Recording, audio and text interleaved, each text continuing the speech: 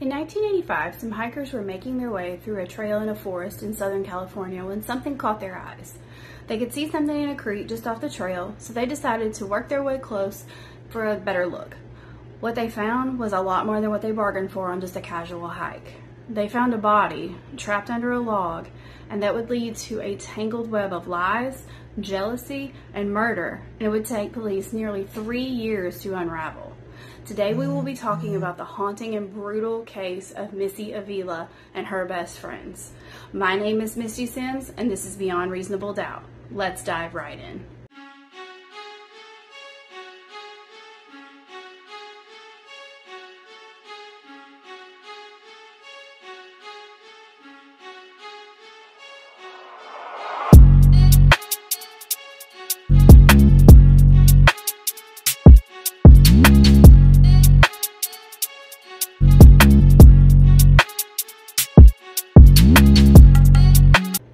Michelle Yvette Avila, who went by Missy, was born on February 8, 1968 and raised by her mom in the San Fernando Valley in a little town called Arleta.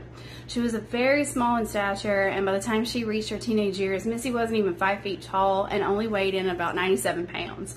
But that didn't stop Missy from coming in the room with a larger-than-life presence and just being overall well-liked by her peers at school. Now, she had two childhood best friends, Laura Doyle and Karen Severson. And Missy had met Karen when she was about 8 years old. Karen's family and Missy's family had moved into the same community and just around the corner from each other. And the girls just became fast friends. I mean, they were walking arm in arm in school, just like often just always together. And they soon folded Laura in, and they were all just thick as thieves. But of course, these little girls grew up to be teenagers, and naturally there was a little bit of teenage angst and drama, as one would expect. And by the time they entered junior high, the girls had begun to hang with a rougher crowd. They were dabbling in like some drug use and things of that nature. But by high school, everybody kind of matured a little bit, or at least Missy did. Now, she was becoming the beauty that you will see in most of the photos of her. And Karen was feeling a little left behind. You see, Karen felt she was putting on weight, and she just wasn't as comfortable with herself as Missy, who was just like this dainty, petite little beauty that all the boys were noticing. And that also meant that Missy was spending a lot more time with them and a lot less time with Karen. And I mean, it's natural, right? We can probably all agree that that is a very tough situation for any teen girl to be in. You know, if you've ever felt uncomfortable with your ever-changing body. But poor Karen, she had even more change going on because she fell pregnant around age 14 and actually ended up quitting school. So here she is, this new mother, and Missy's out here living the typical teen life, you know, doing all the things she wants to do. But Missy's popularity came with a cost as well. You see, when Missy was a sophomore, she became the victim of the dreaded high school rumor mill. A malicious rumor went around about Missy engaging in sexual behavior with several boys that had girlfriends. And while the rumor was untrue, you can imagine that these girlfriends, they didn't really care if it was true or not. They were pissed, right? And they were ready to make the pretty young teenager pay for what they thought she was doing. So they waited on her after school one day and beat her up pretty bad, like so bad. Now, Missy's family actually pressed charges against the girl that they thought was the ringleader, named Sonia Bond. And this attack, it shocked Missy, who had no idea why these lies were being spread about her, who had started them. I mean, she couldn't really wrap her head around why someone would start such a hateful story, and she was very well liked, so it didn't make sense. And someone actually went up to Missy and said, "Hey, I think it's your friend Karen starting these rumors." And she's like, "No, Karen is like my sister, and she would never hurt me intentionally." So rumors did what rumors do, and it kind of died off and went away. And by her junior year, Missy started seeing a boy named Randy, and things were back to normal. And these two, they had feelings for each other, but Randy liked to party a whole lot. And according to Irene, Missy's mom, Missy didn't really like the amount of partying he was doing, so she broke it off after about a month. Well, real short after the breakup, he starts seeing Karen, and the two actually end up moving in together in an apartment that becomes the teenage party place. Now, Missy told Irene that she had been over to the apartment a few times, and Randy actually pulled her into his lap just as Karen was walking in. And it really made Missy mad. And she told Randy to stop, and she even told Karen that she needed to get rid of him. But as you can imagine, this hurt Karen. And this started to be the beginning of the friendship kind of tearing apart. Because as we often see, the anger gets focused on the other female, right? Rather than the guy. Even if it shouldn't, it does. And Karen actually asked Randy to prove his loyalty to her by having him throw lit firecrackers on Missy in a park. By September of 1985, Missy was finding herself the target of another one of these rumors about her sleeping with girls' boyfriends, only this time the girls were Karen and Laura. While Karen and Laura said they didn't really think Missy would do this, they were kind of worried after what had happened with Randy, and then they had witnessed an ex-boyfriend of Laura's with Missy, so they confronted her after school. The confrontation started verbally, and it ended up turning physical with Karen like shoving Missy. She threatened her with a broken beer bottle she found and ended up slapping Missy across the face. Obviously, the girls stopped speaking for a little bit, but Irene, Missy's mom, said that they'd had spats, along the way in the friendship like girls do. So, like most moms, she kind of figured they would work it out, right? And Missy and Laura did. Laura was quick to resolve everything with her. They started hanging out again and even made plans to hang out on October 1st. They were going to go ride around in Laura's car for a little while. It was just something that they did quite often. So Irene didn't really think anything about, Missy and Laura heading out of the house because they hung out after school. They were laughing and talking about boys, and they were going to go drive around. She just told Missy, "You have to be back by 6 p.m. Missy said, "Sure." She rolled out with Laura. Well, 6 p.m. rolls around, Missy ain't home. Now, Irene wasn't overly worried because Missy was kind of known for being out having a good time and going past curfew, and she'd either ask for forgiveness or she would call and ask for extra time. So it wasn't a huge deal, and Irene wasn't shocked when her phone rang about 6 o'clock. But when she answered it, she was expecting Missy on the other line, and to her surprise, it was Laura asking to talk to Missy, the same Laura who had picked Missy up and taken her out. So Irene's a little taken back, like, "What? Why are you calling asking me? She's with you." And Laura was like, well, and she starts telling Irene some things that actually transpired that night, or that afternoon after she and Missy went out. She said after she picked Missy up, they drove around town and they made their way over to a park called Stonehurst. And they were looking for some friends, and Laura said they didn't see any cars that they knew, so they started to leave, and Missy stopped her and said, "Wait a minute, I know those guys over there." And she was pointing to some kind of sketchy looking guys, maybe in their late teens, early 20s, and they were standing outside a blue Camaro. And Laura said she didn't recognize them at all, but she wasn't surprised because like Missy kind of knew everybody knew Missy, what a big deal. But Laura said she really didn't want to go hang out with strangers, so she just told Missy to go ahead, and she kind of pull over and park and wait in the car. Missy hopped out, headed over towards the guys. She's waving at them, they're waving back. Looks totally friendly, right? But as Laura's starting to park the car, she looks down and she sees that she needs gas pretty badly. So she, yells out the window at Missy that she's going to run get gas, that she'll be right back. Missy's like, "Cool, bye." Laura goes, gets her gas, comes back. They're all gone. The car, Missy, the guys, everybody. And it's 1985. There are no cell phones. It's not like she can just call Missy and say, "Hey, not funny, where you at? Find my iPhone," nothing like that. So she starts waiting in the parking lot a little bit. And she's like, "Well, Missy's a big girl. I'm sure she'll be fine." But she still doesn't feel good about it, so she drives around for a little bit looking for her. And then she goes home because she's like, okay, at 6 o'clock, that's her curfew. If I call her house, surely she's going to be there, right? And then she was met with Irene's voice on the phone. And now they're both worried. Like, where is Missy? Who the heck are these guys? What's going on? They're not quite to the point of calling the police just yet. Like, instead, they start calling all of her friends, going door to door, knocking, asking for acquaintances, asking acquaintances if they've seen her, if they know these guys. Come up empty-handed. Come back home, and they're like, okay, she's going to turn up like she always does. I'm going to go to bed, get up the next morning, she'll be here. Like, remember, this is the 80s, kind of how things work, right? But by the next morning, Missy still wasn't there, so Irene heads straight to the police. The police, of course, they kind of focused in on Laura because she was the last one that saw Missy and saw these guys in this weird Camaro situation, right? So they want every detail. Tell us all about the guys, the car, and anything Missy might have said about them. And Laura's a mess. She feels guilty over letting Missy even go with them that day, and then she was so far away from the guys that she couldn't really tell like a whole lot about them. She did the best she could, but there just wasn't a lot there. And Irene was like, well, we're going to start searching. So they're out searching everywhere. Laura and their friend and the other friends are out searching. Nothing turns up. Until October 4th, 1985, 3 days later, the hikers found Missy. When the police had to go and break the news to Irene, they barely got the words out before the poor thing fainted. She was devastated, as any mother would be, at this news. And then now there's so many questions. How did Missy get in that water? How was there a log on top of her? Who would hurt Missy? The girl everyone loved, and she loved everyone back.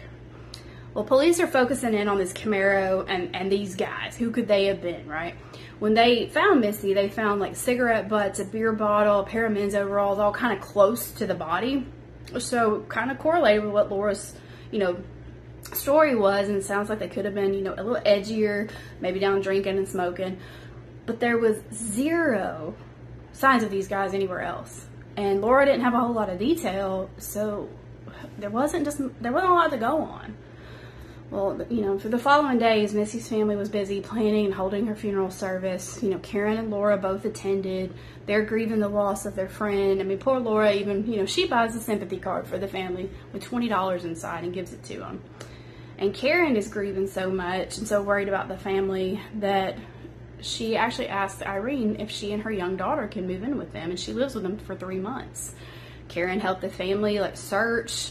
It really became like a surrogate daughter to them. She stayed in Missy's room because she wanted to be close to her. She became a regular at the family dinner table during meals. And Irene said she felt Karen almost became obsessed with the murder in her grief. Like, she was visiting Missy's grave 2 to 3 times a week, had photos everywhere, newspaper clippings, just everything about the case all around her. She'd go to that creek multiple times where the crime had happened, and even claimed to have been visited by Missy's ghost. Now, Irene was a divorcee at this time and only had 2 of her 3 sons living with her. So even though this was a lot, she welcomed Karen in because she said Karen and Missy were so close. And Karen was just hell-bent on finding this animal that took Missy from them. And of course, as a mom, Irene is absolutely, we're going to find out, why and what took place that early October night. So Irene says she honestly, even though it was strange probably and everybody's grieving, she wouldn't have made it through without Karen. But even with all these searches and efforts and things going on, police, they ran out of leads because it seemed like the guys in the Camaro just vanished. And the case grew cold, and for 28 months, they looked through every possible connection and came up short. But then they got a little break because Karen came to Irene and said Laura wanted to change her story. Not everything she had said about that night was accurate, and she needed to clear the air. Karen brought Laura to Irene's house, and Laura told them that she had lied. There were no guys in a Camaro. No crap, right? The truth was that she had dropped Missy off at a local church with $500 to deliver to a drug dealer. Well, this, of course, police had to investigate, took them down a whole new path of this supposed drug dealer. And meanwhile, Karen is getting real erratic in her actions. Grief is just overcoming her. She's seeing visions of Missy. She's gasping and crying out that she's sitting on the sofa, or she's responsible for her van breaking down. And, it almost would appear somebody's suffering so bad mentally from their grief. Or were they? Because it was in 1988 that a mutual friend of Missy, Laura, and Karen, named Eva Trembola, went to the police and told them a story quite different than either version Laura painted. Eva said she was motivated to go to the police with information after her brother unalived himself, and she and her family were grief-stricken with that loss. The first piece of her story began with Karen being who had actually made up with Missy prior to the murder. She called Missy to apologize, and Missy was touched and, of course, wanted her best friend back. So they actually made plans to meet at Stonehurst Park that day. That was why Laura picked her up. They headed to meet Karen. They pull in, they don't see Karen, nor the 2 guys. They were never there. That was just made up. Well, Missy and Laura they're sitting there waiting on Karen, and Karen, she shows up. She comes in flying on 2 wheels, screeching to a stop by so close to Laura. Laura can't even get out of the car. And in the passenger side of Karen's car, basically door to door with Laura now, is this terrified Eva, who was 17 at the time, has no idea what's going on. Karen had asked Eva to come over to her grandmother's for dinner, and Eva said she didn't know where the grandmother lived, so she didn't realize they weren't headed there until they came, hell on wheels into this parking lot, and now she's terrified and clueless to what the heck's going on. Karen starts yelling at her, roll the window down, rah. She's screaming across Eva. And then, Laura rolls her window down so she can hear what the heck she's saying. And Karen is, hurling these nasty business full of insults at her. Well, then Laura starts going right back at her. So now Missy and Eva are sitting in the passenger side looking real confused And just as fast as it all started, it ended because Karen like throws her car in gear and speeds out of the parking lot. Well, now Laura's pissed for being insulted, and so she fires up her car and follows Karen. So for 45 minutes, they are driving like lunatics up into the mountains, chasing each other, like road raging it out.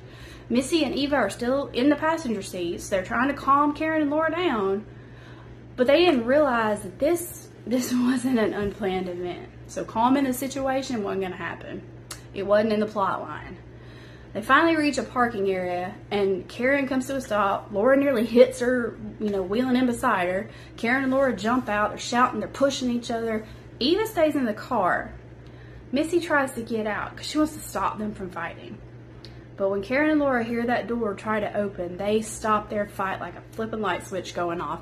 And both of them rush over and they kind of trap her in the car, like hovering over her, right? And Karen gets down and very hauntingly says, "This was all a joke. Me and Laura aren't mad at each other. We're mad at you." And they pull her out of the car and like slam Missy against the car, screaming at her that they know she slept with their boyfriends. And Missy's like trying to scream back, saying she didn't do it. But this situation is very overwhelming and intimidating, I'm sure. And she kind of shuts down. She gets real quiet. She kind of balls up. I mean, remember, she's tiny, right? And Laura and Karen grab her, and they kind of push her away from the car, like towards this trail. Now, remember, like I said, Missy's tiny. She's 4'10" and 97 pounds. Karen is 5'2" and over 200 pounds. And Laura's 5'6" and 135 pounds. So you got Missy, it's like this little bitty nugget. And these two other girls that can pretty easily overpower her, and she can't really fight them off. So she's walking towards the trail where they were pushing her. So Eva gets out at this point and kind of walks behind the group. She's not participating, but she's walking behind them. And they finally get to this trail. And Laura jumps in front, and she's leading them down the way, and Karen's kind of shoving Missy every so often, and Eva's back here somewhere. So once they're out of sight of the parking lot, Laura turns around to face Missy, who is crying and terrified at this point, and Laura just clocks her right in the face. And then Karen jumps in, Missy's on the ground, and they beat the crap out of her. And Eva's still just standing there, not sure what's happening, and not doing anything. Well, they stop the beating, and Laura pulls a knife out and grabs Missy's hair and just starts hacking it off. Now, everybody said Missy wasn't vain, but her waist-length auburn hair was just like her pride and joy. She always wanted it just right everywhere she went. And who would know that better than your two best friends, right? And they used that against her. Now, Karen, she didn't have a knife with her, but I guess she felt like she needed to contribute. So she starts ripping her hair out with her hands, with her fists. And after most of her hair was gone and Missy is crying in the fetal position, I am sure in pain, Laura and Karen got her up. They bound her at her wrists and gagged her, and Eva's still standing there. Laura walked down the hill, and there's a stream down there, and she kind of wades into where the water's about 8 inches up on her legs, and she starts running her hands through the water, and she's like, "Come down here with me, Missy. Come get in." Well, of course, Missy ain't going nowhere. She's scared. So Karen shoves her down the hill. Remember, she's restrained, so she can't brace herself, catch herself, nothing, so she just slams down and starts rolling. And before she can get up, Laura and Karen are back on her, and they start dragging her out in the water. Now, Eva, who hasn't done anything but watch this whole time, she turns around, she starts running back down the trail towards the cars. When she gets there, though, they both locked. So she comes back, starts back down that way, and before she can get back to the stream, she hears a blood-curdling scream. And she runs back to the car, sits down, and just rocks back and forth. And she said about an hour goes by before Laura and Karen get back. They're soaking wet, no Missy in sight, and they're laughing. So after Eva had run off the first time, Laura and Karen drug Missy into the water and laid her on her stomach. Now, Missy is fighting with everything she can to keep her head up. But Laura got on the backs of her legs, and Karen held her head down. And Missy started to fight for her life at that point. She got away from them a little bit, like wiggled out from under them. And that was when her head popped out, and that's that scream Eva heard. But Karen, of course, was able to get her and press her head back down again. This went on for a hot minute, and Missy, kind of would get her head up and get a breath and then get back down and have water all in her mouth. And she finally just gave out from fighting. She just kind of stopped. Well, Karen and Laura felt like she was on the brink of death at this point. So they saw the log, which investigators determined to be, over 100 pounds, so heavier than Missy. They picked it up and they dropped it on the back of her neck and head, ultimately holding her down and causing her to drown. Then they went back to their cars, and Eva got in with Laura, and they left the parking lot and left Missy in that water until somebody found her 3 days later. Now, Eva said that Karen and Laura had threatened her to keep quiet, so she had been afraid to come forward. And Eva said, you know, Laura and Karen, they were jealous of Missy because of how she had blossomed, and they felt left behind. So they started plotting and just tearing her down. So that rumor in 1984, the first rumor, yeah, that was Karen and Laura that started that to get Missy beat up. But I guess that wasn't enough, so the next year they started plotting her death. They started with the rumor about their own boyfriends, and they knew it would start a fight, and that Missy, you know, she couldn't stand it and would want to make up with them, and it unfolded just as they thought, with Laura intentionally making up with her, Karen following suit, and poor little Missy fell for it because she loved her friends. Whew. So the police were able to corroborate Eva's story and arrested Laura and Karen in July of 1988 on first-degree murder charges. Missy's family was stunned and devastated, to say the least. They had had a killer living in their home the whole time, eating from their table, sleeping in their dead daughter's bed. And it was a gut punch, to say the very least. Irene said she couldn't believe it. She had gone through the deepest levels of her grief with the very person standing accused of taking her own daughter from her. Now, Irene spoke out, and she said she believed it all just broke down into just Karen wanting to be Missy, being jealous of Missy's family, her looks, the popularity, and even Missy's relationship with Irene. And Irene said maybe Missy was haunting Karen, and if she was, she hoped she haunted her every night in prison. And the police said they were stunned because after talking to her several times, never once was she a suspect in this crime. So she truly could have gotten away with this. So Karen has continued to profess her innocence, and said that, you know, Missy was flirting with Randy, but Karen, you know, claimed it was made, you know, it was more than what Missy said, but that she could never kill her best friend. So she and Laura both entered not guilty pleas. But the jury, they didn't buy about them not being guilty, but they couldn't be for certain that the murder was planned. So in March of 1990, they were found guilty of second-degree murder and sentenced to 15 years to life in prison. And both have since been paroled. Karen was released from prison on December 9th, 2011 after 21 and a half years, and Laura was released in December of 2012 after 22 years. Now, once out of prison, Karen wrote a memoir all about the case and her experience and began promoting it, as well as getting a film deal about the crime, claiming that proceeds were going to go to some anti-bullying campaign. Well, as one can imagine, Missy's family didn't really take that well. And they sued Karen for the profits of the sales, as well as a wrongful death lawsuit. And they also used this to lobby and now have Missy's Law passed in California, which requires publishers and producers to contact victims' families so they aren't surprised and blindsided when these stories come out. You can't keep them from telling their story, but they can at least know. Now, Karen has continued to maintain her innocence as far as the actual murder, like her physical hands-on piece of it all, even appearing on the Drphil show in 2014, saying that she and Laura were bullies, and she was there that day, but she was not involved in the actual act of the murder. But she actually feels worse because of that, because instead of helping Missy, she turned her back on her while Laura was attacking her. She said that she kind of pushed the log over towards Laura, like dislodging it from the water, but she left the crime scene right after that. And she also tells a different story about Laura always disliking Missy, and that she and Karen, Karen joined in on the cruelty after years of being Missy's defender. Missy was being real cocky that day and cussing him out and such. And she states in her book that every single thing that they accused Missy of was true, and Missy never once apologized to them. And Karen also said that Eva had known Missy for quite some time too, even living with the Avilas for a while, but claimed on Drphil that Karen herself never lived with the Avilas, but did partake in the searches and comforting Irene. And she's also toured schools to speak to kids about how not to end up in these type of situations like she did, so there's that. Now, Laura has seemed to lie much lower and not let as much, you know, spotlight get on her after her release.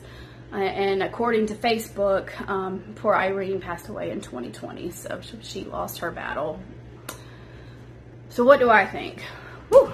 So, I will say this. I was very critical of Eva at first, going through the case, watching the movies, and all that type of stuff. I was like, how can you just stand there and do nothing?